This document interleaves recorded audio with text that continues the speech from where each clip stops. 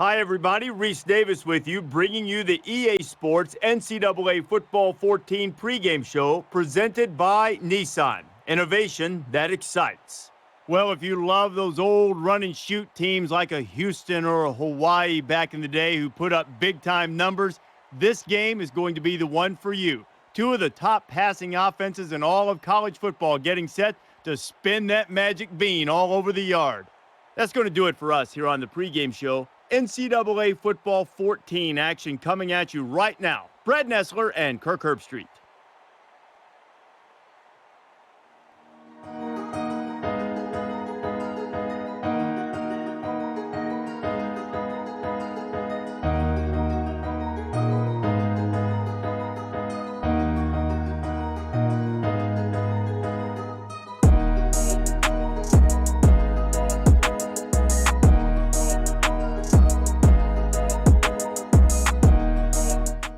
And they are pumped up for this one. This rivalry series dates back to 1898.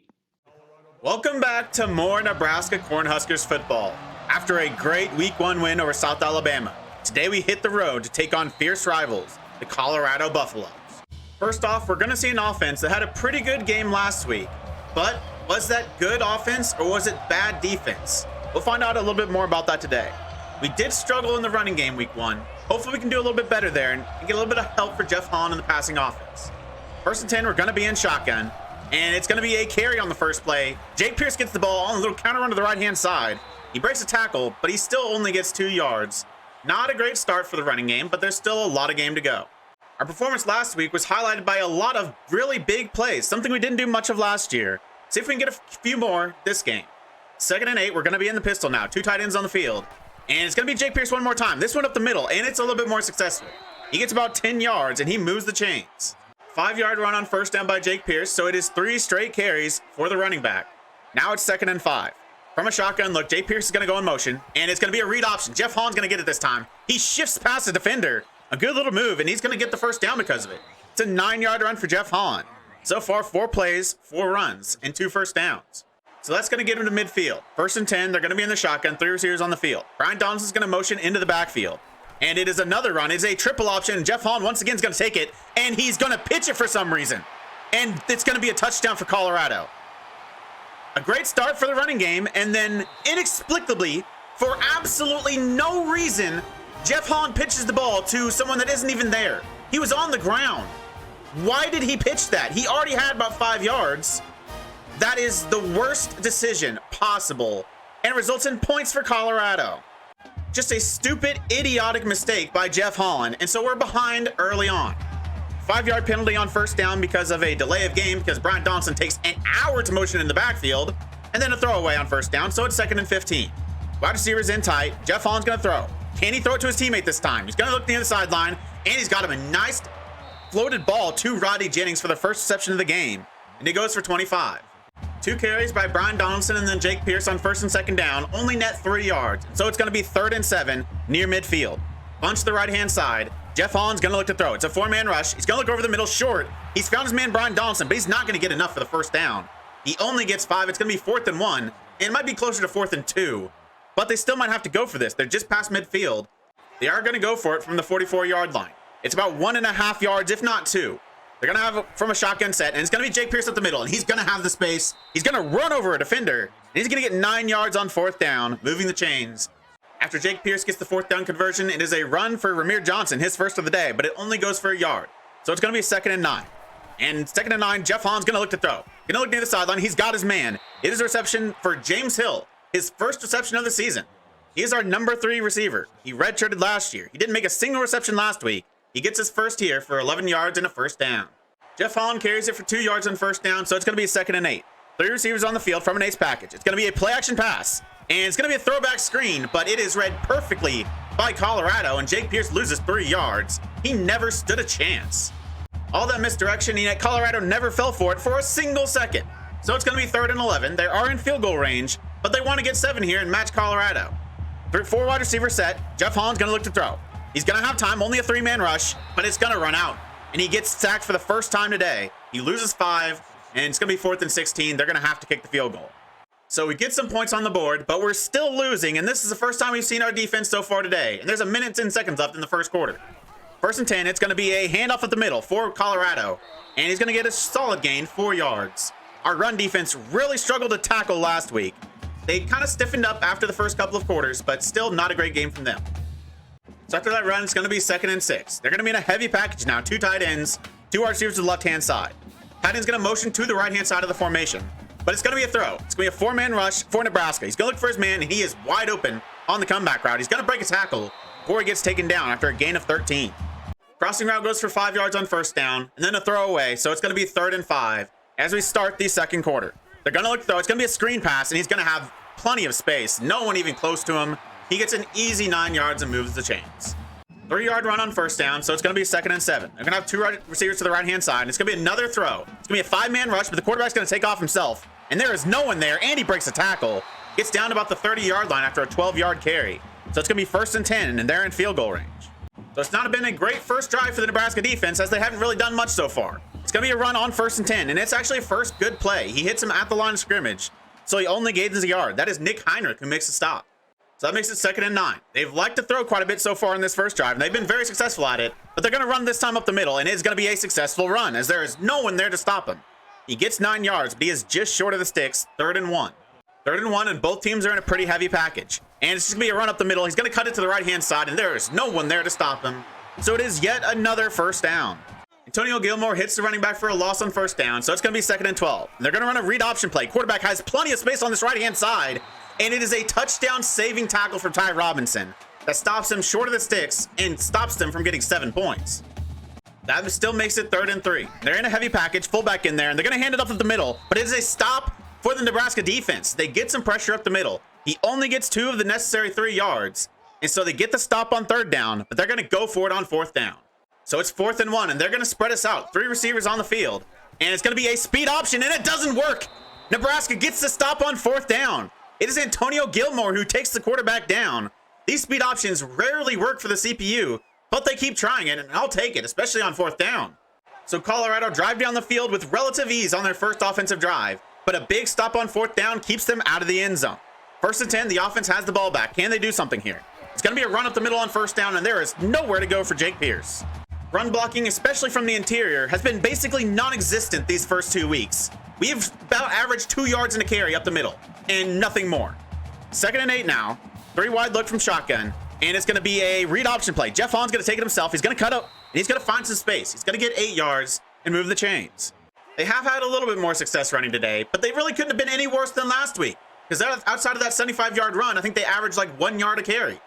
1st and 10, Ramir Johnson's going to join Jake Pierce in the backfield. Jake Pierce is going to go in motion, and Ramir Johnson's going to get the carry up the middle, and he's got some room this time. It is actually good blocking from the offensive line, and Ramir Johnson runs for 11 yards untouched. So you continue to move the chains on the ground. 1st and 10, 2 tight ends on the field. And it's going to be a play action pass. Jeff Hahn, go look for his man in the flats. That's the tight end, Ronnie Jennings. He's going to cut inside a defender, gets a good block from a receiver, and he gets 14 yards on the 1st down play action pass. Jeff Hahn started pretty well through the air today, as he's gone 5 for 6 for 56 yards. 4-yard run for Jake Pierce on 1st down, and so it's going to be 2nd and 6.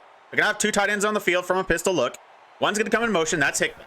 And it's going to be another play action pass, and he's going to look for his man one more time. It's once again Rodney Jennings, and it's once again a big reception. He gets 17. The running game hasn't been explosive today, but it's done enough to kind of open up the passing game with some play action passes. A scramble on 1st down goes for 1 yard, and so it's going to be 2nd and 9. Brian Donaldson's going to come in motion into the backfield. And it's going to be a triple option play. He's going to pitch it this time to his running back, who's not on the ground. A great cut by Jake Pierce as he gets past one defender. He gets taken down after the biggest run of the day. Nebraska are on the 8-yard line with 2 minutes left in the second quarter. A throwaway on 1st down, so it's 2nd and goal. It's going to be a triple option again, and this one isn't going to work. The entire Colorado defense sees run, and so literally no one is trying to cover anybody. Everyone goes after Jeff Hahn, and he loses yards. And Jake Pierce gets injured somehow. I guess he got tackled, and so he gets injured. That is not a great play. Really, everything that could have went wrong there. So it's going to be 3rd and goal from the 10-yard line.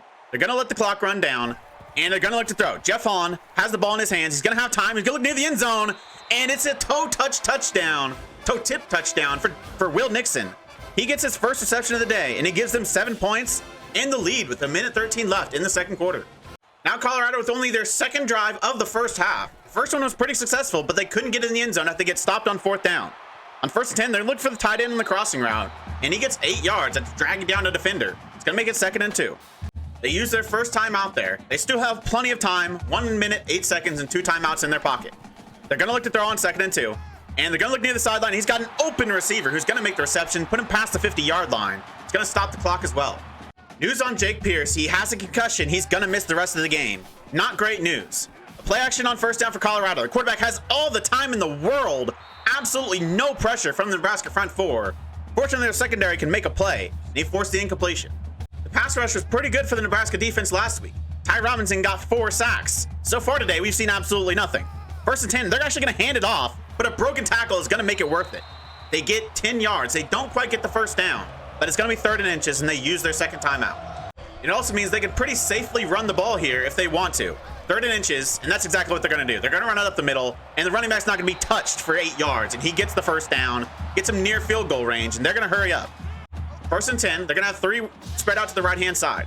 Quarterback's going to make an audible. They are going to look to throw. 4-man rush. It's still not going to get there, but the quarterback's going to take off, and he's going to get taken down short of the sticks. It's going to be a 4-yard gain. 25 seconds left. They're going to hurry right back to the line. They still have 1 timeout in their pocket, but they have to be smart here. 20 seconds left, and they're going to send a man in motion, wasting even more time. 15 seconds when they snap the ball. They're going to look to throw.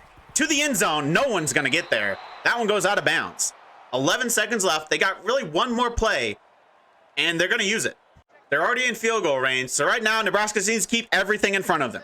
3rd and 6, 3 down linemen, and only 3 rushers for Nebraska. The quarterback's going to look to take off. This should be stopped. We should be fine here. He's going to get ridden out of bounds, but with only 4 seconds left, they're going to have to take the field goal. So it looks like we're going to go into halftime, tied 10-10.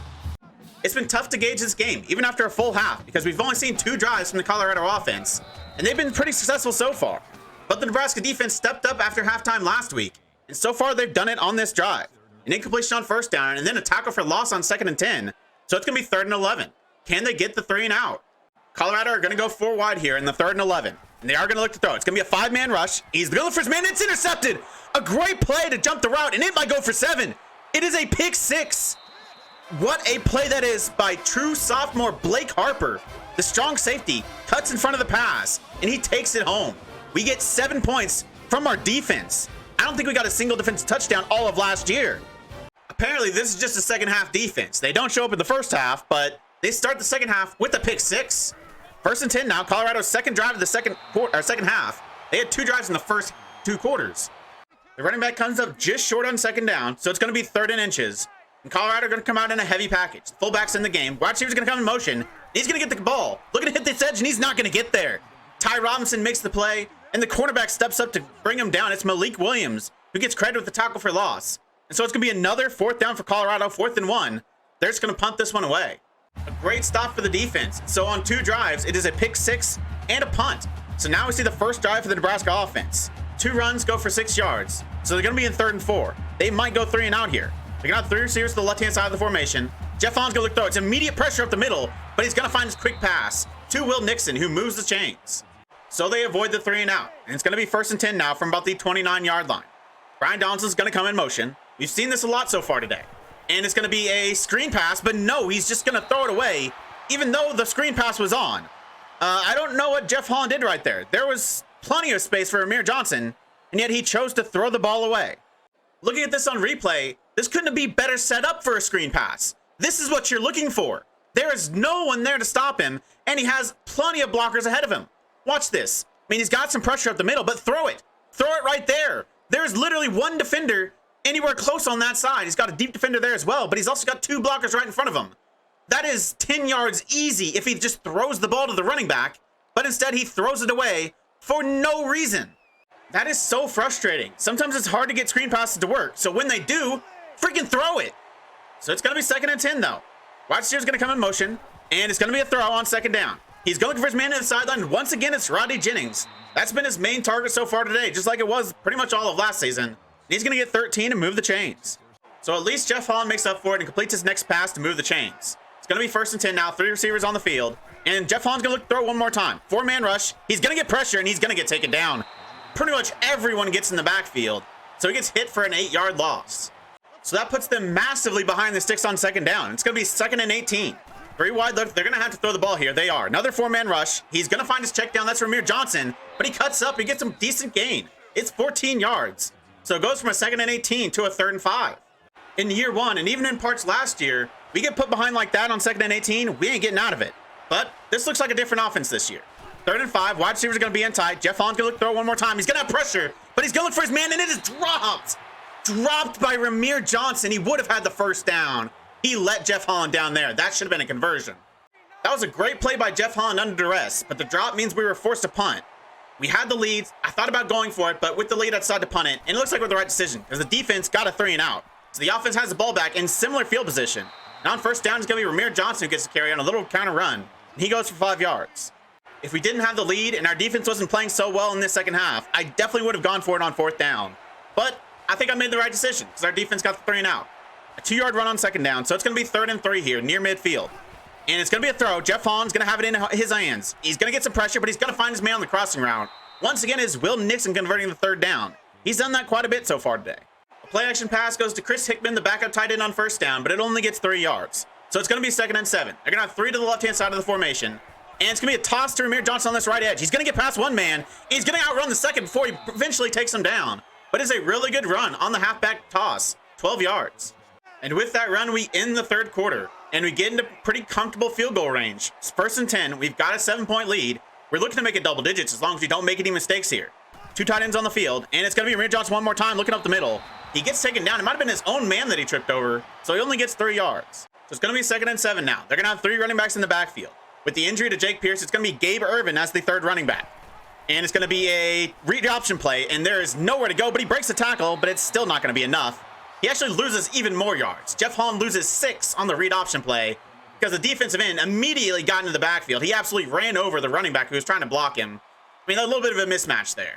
It was actually set up pretty well if you could have gotten past that defensive end. They're going to go 5 wide on 3rd and 13, though. A 4-man rush, and the pressure's going to get there, and he does the worst thing he could have done. He throws an interception.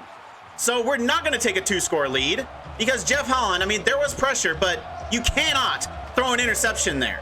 He's already given them 7 points, and now he takes 3 away from us. Those are things you just cannot do if you want to be a successful football team. You're in position to take a 2-score lead, and yet you turn the ball over. Just awful. Fortunately, it looks like our defense is going to make up for it. It is yet another really good play from Blake Harper. He flies into the backfield, and he takes down the running back for a loss. This looks like a completely different defense. They are flying all across the field.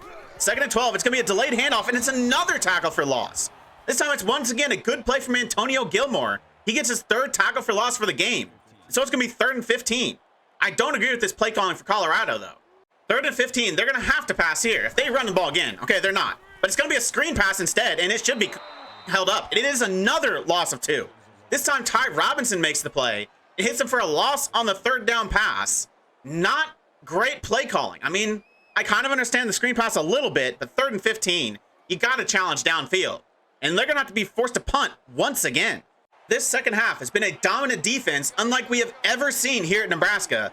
They have been absolutely amazing, and they have helped an offense that has really been struggling. They have not played very well so far today. The defense is really keeping them in it. And the poor play continues as the first down run goes nowhere. On second down, it looks like they're trying to open up their running game, starting out in a flex bone look. 2nd and 10, and it's going to be a handoff at the middle. Yankez Yan's going to get the carry. He's going to break 1 tackle. Still only going to get a gain of 4. So that's going to make it 3rd and 6. He might be on the arm of Jeff Holland here. His last pass was an awful interception. It is going to be a throw from shotgun. It's going to be a blitz. He's got to get the ball out of his hands. He does. He finds Will Nixon. He's going to be short of the sticks, but he's going to fight. They're not going to give it to him, though. They're going to call it 4th and inches, but you're still probably going to go for this. Or we're going to see a booth review. We're going to see if this is actually a good spot or not, or if they did get the first down.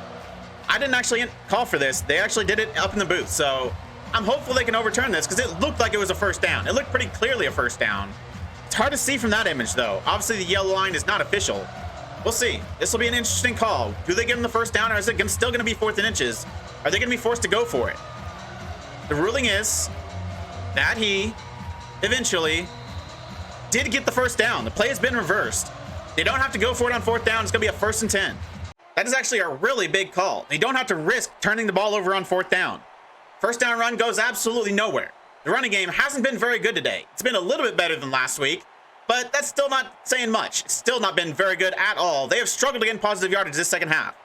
2nd and 10, and it's going to be a read option play. Jeff Hahn's going to see if he can do it himself. He's got some space on this right edge, and he's got the outside. It is a good run for Jeff Hahn. That's probably the longest run of the day. It goes for 21 yards.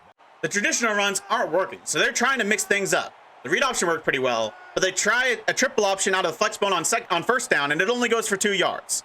But now they're going to have 3 running backs in the backfield. And it's going to be another run. This time it's Gabe Irvin looking to hit this left edge. He breaks a tackle, and so he gets more yardage than he would have. It's still only 4. So that makes it 3rd and 4. They cannot turn the ball over this time. And it looks like they're just going to run the ball. They're not going to risk a turnover. And they do get the first down still. They give it to Ramir Johnson up the middle. He gets 6 and moves the chains. So it's going to be 1st and goal. They can take even more time off the clock, and they can still get 7 points. Colorado did use their timeout. So it's going to be 1st and goal. They have 2 timeouts remaining. Tight end Chris Hipkins is going to come in motion to this left-hand side. And it's going to be a pitch to the left to Ramir Johnson. But the defender slices into the backfield and stops him for a loss. Colorado used their 2nd timeout. So it's 2nd and goal. Brian Donaldson is going to come in motion. And he's going to get the ball in a jet sweep. He's going to cut up. And he's going to get some yardage. He gets 3. And Colorado used their last timeout. So it's going to be 3rd and goal. Obviously, they want to get in the end zone, but they can't make any mistakes here. They're going to be in a flex bone look. Ramir Johnson's going to come in motion, and he's going to get the toss, looking to hit this left edge, but there's nowhere to go. The defensive lineman immediately gets into the backfield, so he only gets a yard. They can run time off the clock, and they can make this a 2-score game, but they don't get in the end zone. So the chip shot field goal makes it a 2-score lead for Nebraska. They are up 10 points. Colorado has the ball with 1:25 seconds left, but they are out of timeouts. 1st and 10, they're going to look to throw. Looking deep, and it's intercepted! The first pass is intercepted, and that is the free safety. New number 13. He picks it off. That is Miles Farmer who gets the pick and ends the game.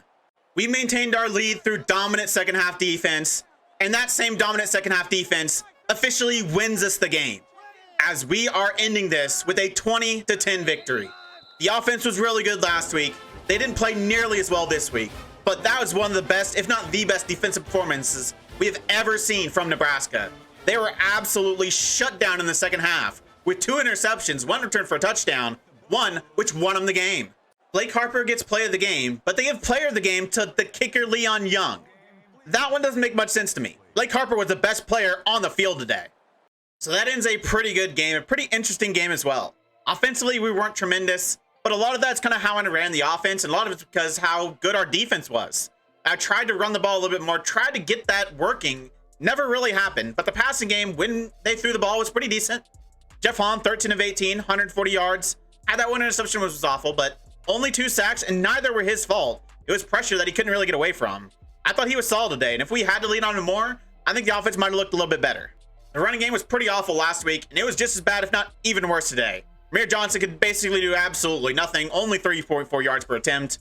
Jake Pierce actually did pretty well, 6.7, along with 24. Jeff Hahn had that big run as well.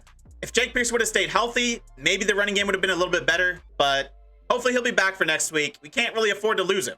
In terms of the receiving game, obviously we didn't throw the ball much, so there's not going to be gaudy numbers, but I thought our main guys did pretty well. Will Nixon, 4 receptions for 40 yards, got a touchdown in there, and I felt like all the other ones were 3rd down conversions. Rodney Jennings also just always wide open. He is absolutely tremendous. He leads the team with 69 receiving yards. Brian Donaldson, a really quiet day. Didn't really get many passes thrown his way. Only gets 1 reception on the day. James Hill gets his first reception, which was nice to see. Nothing else after that. Ramir Johnson with that bad drop. But outside of that, no other drops. Defensively, we were pretty tremendous. Obviously, in the first half, they only had 2 drives, and they were pretty successful on both of them. But in the second half, it was just absolutely dominant from the Nebraska defense. Looking like the year 1 defense, but probably even better. Nick Heinrich leads the team in tackles with 7. Tackles for loss, Antonio Gilmore with 3. He was tremendous as a run defender today. Ty Robinson also gets 1. Blake Harper, also tremendous, gets 1. That was a great tackle for loss, by the way. Gunnarsson and Malik Williams with 1 as well. Malik Williams was the stop on 4th down. No sacks, though. Our pass rush was non-existent, but our secondary was pretty tremendous. Blake Harper with the pick 6. Miles Farmer with the pick that sealed it. And just the coverage in general was very good today. I mean, all you have to do is look at Colorado's total offense. Only 142 yards, and 90 of those were on the ground. They only threw for 52 yards. Their quarterback was 6 of 13, and he's not bad, and their receivers aren't bad either. Our pass coverage was just absolutely tremendous. Both teams 4 of 9 on 3rd down. I thought our offense probably should have done a little bit better on 3rd down. Our defense, I thought, did a decent job. In terms of the red zone, we also had that interception, which was unfortunate, but Defensively, we got that stop as well. If Jeff Holland doesn't inexplicably pitch that ball, which they returned for a touchdown, this would have looked even more convincing because it looked like we were going to get points on that drive. And obviously, they got their only touchdown of the day on that fumble return. So it's back-to-back wins to start the season for the Cornhuskers. And today was thanks to a tremendous defense. It also means we are currently 3-0 in this series in our non-conference rivalry matches. Year 1, we had a surprise win over Oklahoma. Year 2, we beat Missouri. And today, we just beat Colorado.